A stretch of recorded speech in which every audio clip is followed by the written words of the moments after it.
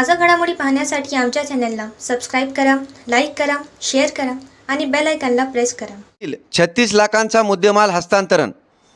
जिल्ह्यात अनेक गुन्हे दाखल होतात ज्यामध्ये आरोपीकडून मुद्देमाल हस्त केला जातो.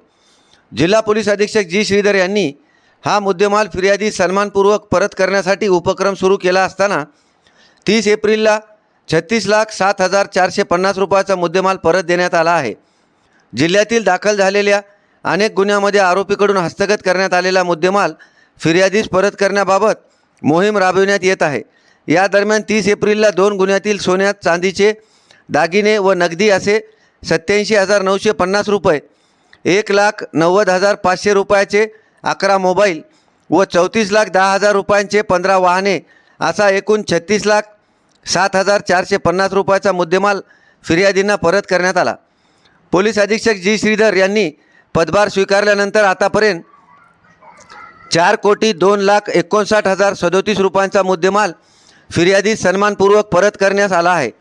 ही कामगिरी जिल्हा पोलीस अधीक्षक जी श्रीधर, अप्पर पोलीस अधीक्षक अर्चना पाटील, सर्व उपविभागीय पोलीस अधिकाऱ्यांच्या मार्गदर्शनाखाली स्थानिक गुन्हे शाखेचे पोलीस निरीक्षक विकास पाटील, प्रेमदास चव्हाण व सर्व पोलीस ठाण्याचे प्रभारी अधिकारी, पोलीस ठाण्याचे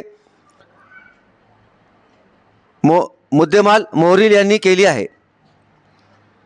आतापर्यंत 4,02,59,034 रुपयांचा मुद्देमाल परत जिल्ह्यात दाखल झालेल्या अनेक गुन्ह्यातील मुद्देमाल फिर्यादींना सन्मानपूर्वक परत देण्याचा उपक्रम पोलीस अधीक्षक जी श्रीधर यांनी सुरू केला.